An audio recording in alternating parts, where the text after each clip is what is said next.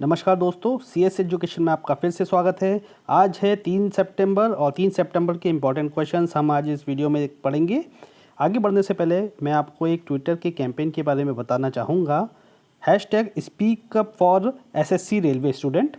इसमें जो ट्विटर पर अभी एक कैंपेन कल से 1 तारीख से स्टार्ट हुआ है और इसमें जो स्टूडेंट अभी तक वेट कर रहे हैं CGL परीक्षा का होने का, मतलब जो 3-4 चरण में जो कंप्लीट होती है एग्ज़ाम, तो चौथे चरण का अभी तक रिज़ल्ट्स अभी आए नहीं हैं और उसी के पर्पज़ से अभी 2 साल से वेट कर रहे हैं स्टूडेंट। जो बेरोजगार स्टूडेंट है वो कब से इंतज़ार कर रहे हैं अपनी जॉब लगने का, तो उनका ना रिज़ल्ट आ रहा है और दिन ब दिन डिले होता जा रहा है।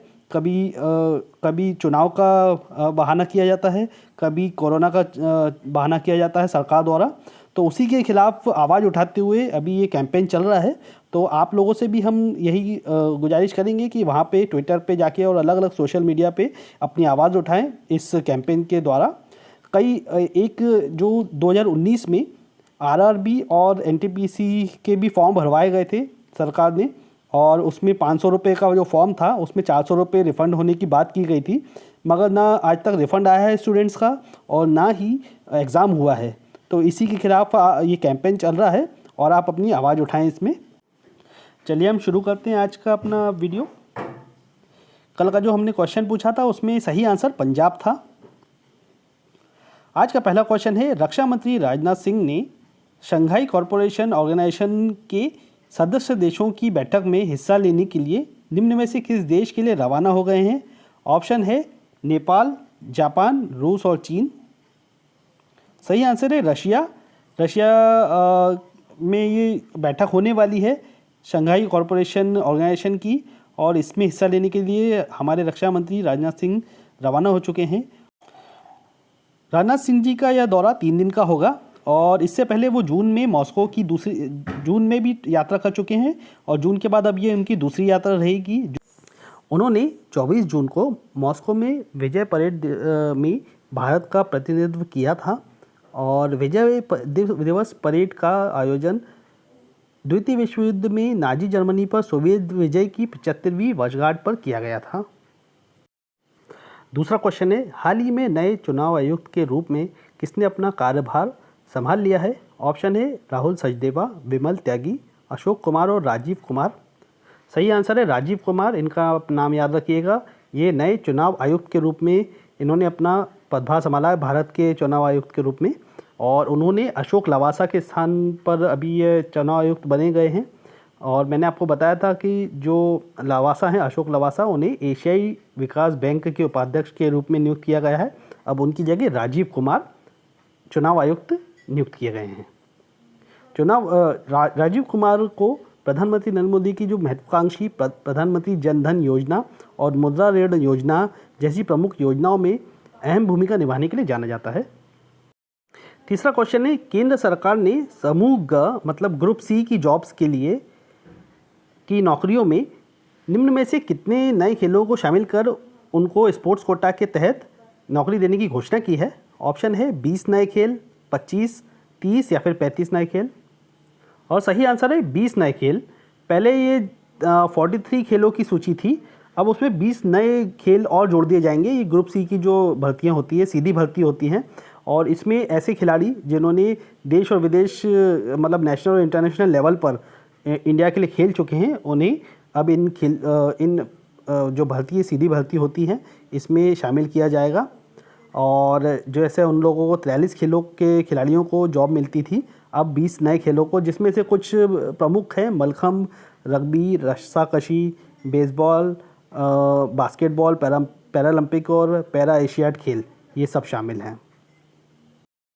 चौथा क्वेश्चन है, सुप्रीम कोर्ट ने किस मंदिर की शिवलिंग में पंचामृत चढ़ाने पर रोक लगाई है? ऑप्शन है गणेश्वर महादेव मंदिर, महाकालेश्वर मंदिर, केदारनाथ मंदिर और लिंगराज मंदिर। और इसका सही आंसर है महाकालेश्वर मंदिर, जो उज्जैन में है।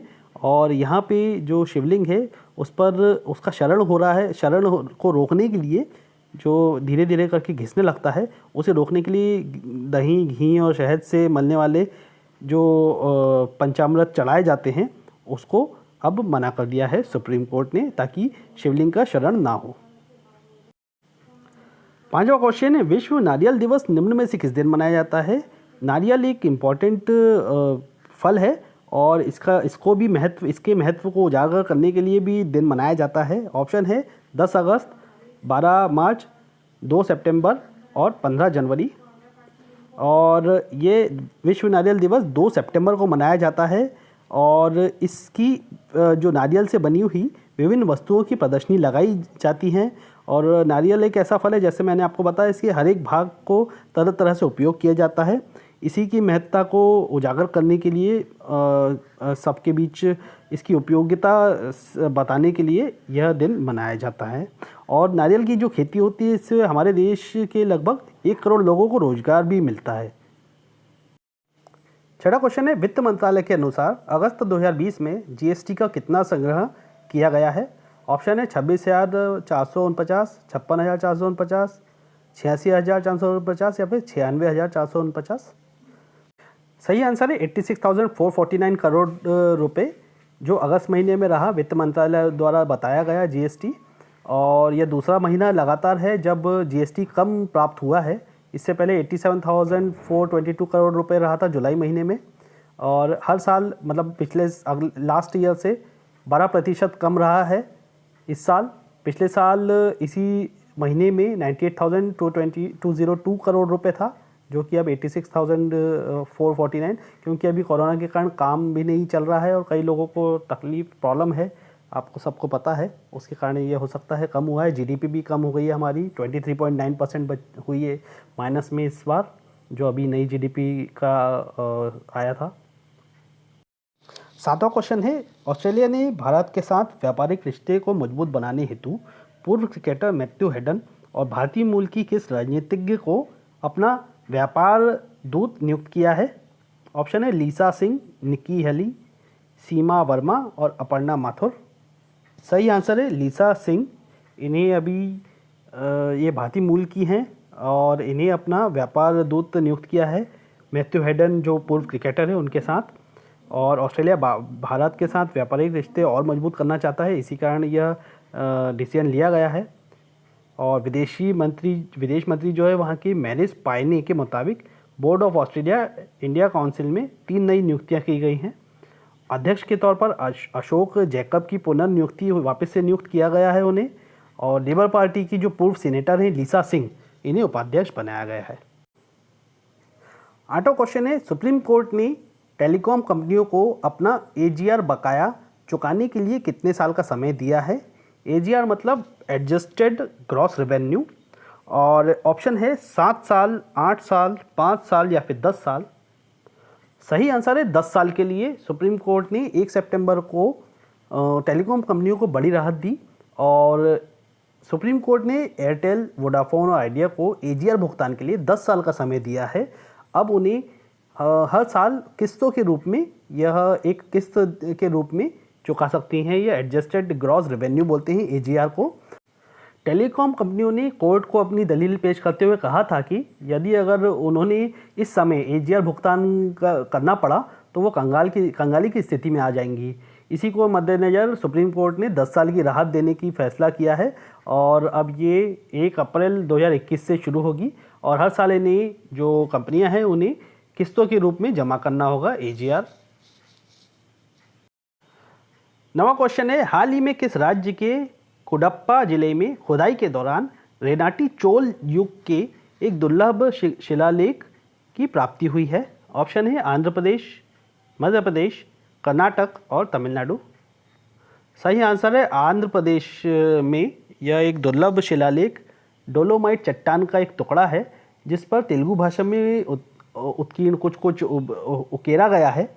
और यह शिलालेख 8वीं शताब्दी के आसपास का बताया जाता है और जब यह क्षेत्र कडप्पा जिले के आसपास का क्षेत्र था और रेनाडू के चोल महाराज के अधीन आता था, जो वहाँ पे चोल राजा हुआ करते थे उनके अधीन आता था। 10वां क्वेश्चन है, हाल ही में किस देश ने घोषणा की कि वह भारत को कोविड-19 संकट की प्रतिक्रिया के रूप में 3500 करोड़ रुपए की ऋण सहायता प्रदान करेगा? ऑप्शन है चीन, पाकिस्तान, जापान और बांग्लादेश। सही आंसर आप मुझे बताइएगा रोज़ की तरह कमेंट बॉक्स में। आशा करता हूँ आपको वीडियो पसंद आया होगा। वीडियो पसंद आने पर कृपया इसे लाइक करिएगा और अपने दोस्तों के बीच शेयर कर सकते हैं जिन्हें जो पढ़ाई तैयारी कर रहे हैं। और चलते हैं, हम आज का वीडियो यहीं समाप्त करते हैं। मिलते हैं अगले वीडियो में। जय हिंद।